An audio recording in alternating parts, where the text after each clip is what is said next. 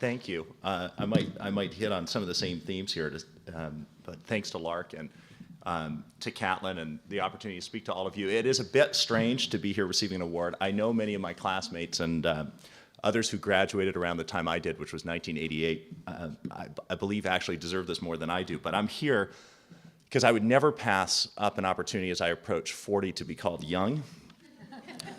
Because this gives me a chance to tell you a little bit about my passion, which is improving the performance of philanthropy in the nonprofit sector in this country, so it makes an impact on lives, communities, and issues. And because, I mean, honestly, who wouldn't want a chance to preach to a captive audience that might include some of their former teachers? But it's really you, the students, who I want to address here today, and I would just echo what Jordan said. You're incredibly lucky to be here. Now, maybe if you're like I was, you might not feel so fortunate. God knows I didn't, but I'm here to tell you that you are, and I hope you take advantage of the incredible opportunities that you've been given to provide, as your life goes on, the kind of leadership that this country so sorely needs. I attended Catlin starting in the Beehive with my friend Shannon Jones, who's right over there, and I didn't realize how lucky I was. I felt quite unlucky. My mom taught at Catlin, so my brothers and I attended tuition-free or virtually so. Rather than being grateful for the opportunity, I was embarrassed. I was convinced that no other Catlin Gable family had less money than we did. My parents had split up. When my dad used to pick me up sometimes at school, I'd make him pull up back there behind the theater so no one would see the 1964 Plymouth Valiant, I kid you not, that he'd bought for $600, or the way he looked or dressed. Think Caucasian Rastafarian. Then, when I was in the 9th grade, my brothers and I went over to my dad's tiny little house on Christmas Day, presents in hand, to celebrate with him. And he didn't answer the door because he died in his sleep that night of an undetected heart arrhythmia. So let me tell you, by the time 10th grade rolled around, I was convinced I pretty much cornered the market on angst. When I wasn't studying or playing basketball or soccer, I was in my room listening to the Smiths. I don't know if you know, I think it's like emo, maybe.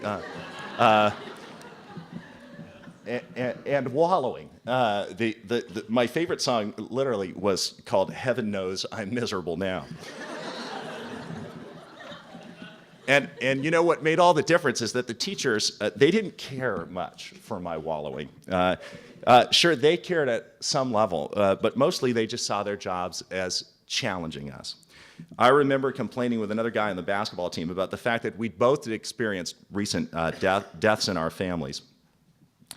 And John Hamilton had kept pushing us on the court, questioning our focus. I remember him telling me I'd played like crap, okay?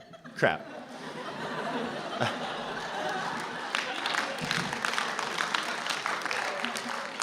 That was his favorite word after one of our basketball games, and that he expected more of me. And what, we just lost the mic. What really made me mad is that he didn't see me putting the effort in. Can you hear me in the back?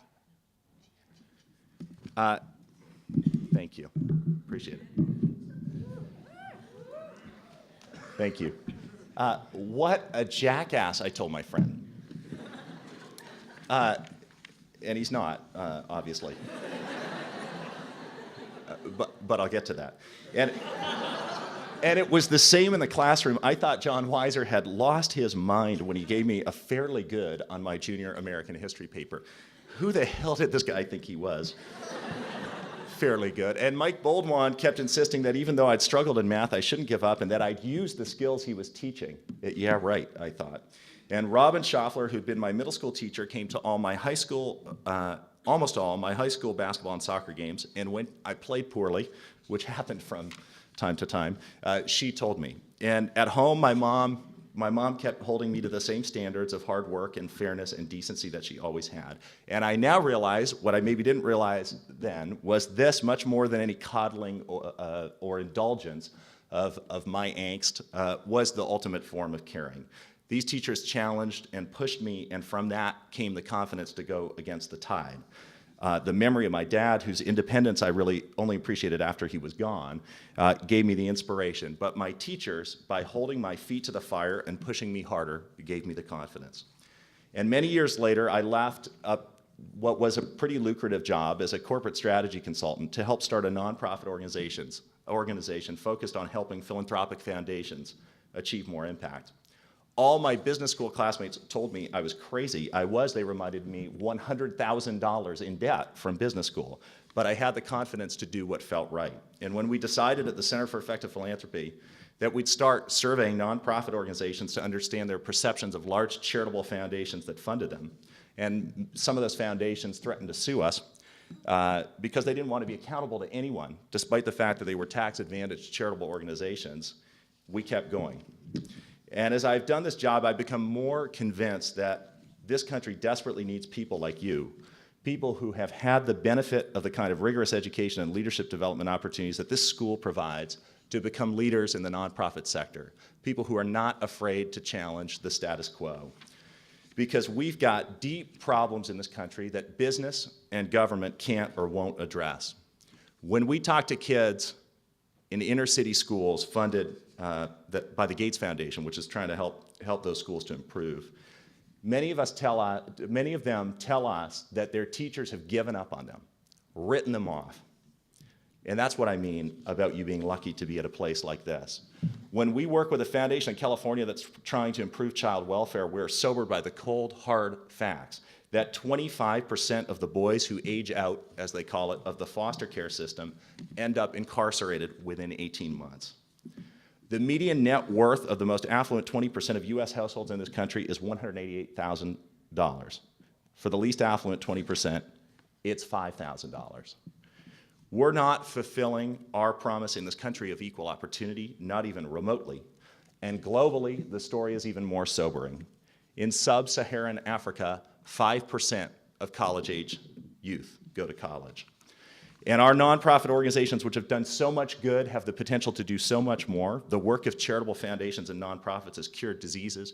It's helped reduce smoking rates, taken on corporate interests on issues like predatory lending, created our 911 system, aided those devastated by storms and fires, and built the most respected university system in the world.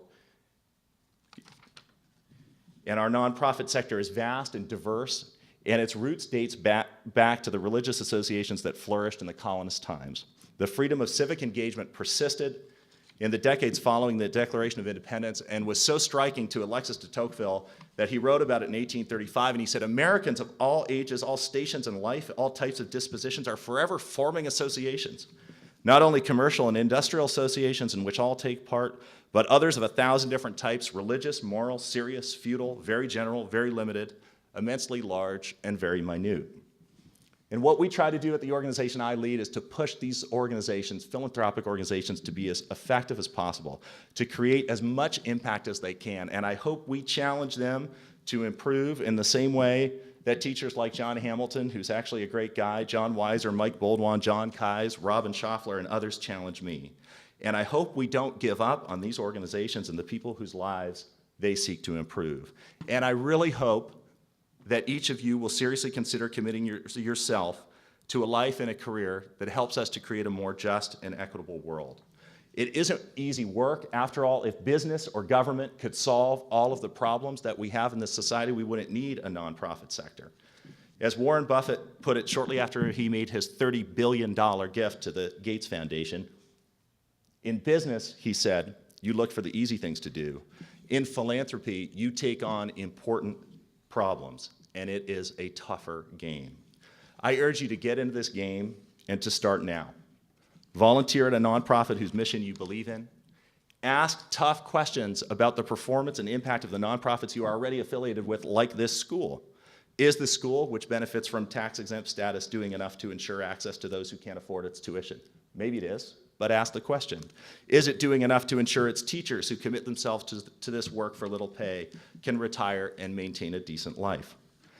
I hope you consider a career in the nonprofit sector, because at its best, this country's nonprofit sector is, as former Carnegie Corporation President John Gardner put it, one of enormous sweep and possibilities. It's a sector, he said, in which we are committed to alleviate misery and redress grievances, to give rein to the mind's curiosity and the soul's longing, to seek beauty and defend truth where we must, to honor the worthy and smite the rascals with everyone free to define worthiness and rascality, to find cures and to console the incurable, to deal with the ancient impulse to hate and fear the tribe in the next valley, to prepare for tomorrow's crisis and preserve yesterday's wisdom, and to pursue the questions others won't pursue because they are too busy or too lazy or too fearful or too jaded. Thank you to Catlin for this award. Thank you to my teachers, to my mom, my brothers Paul and Martin, my family in Massachusetts, and to all of you here today. Thanks.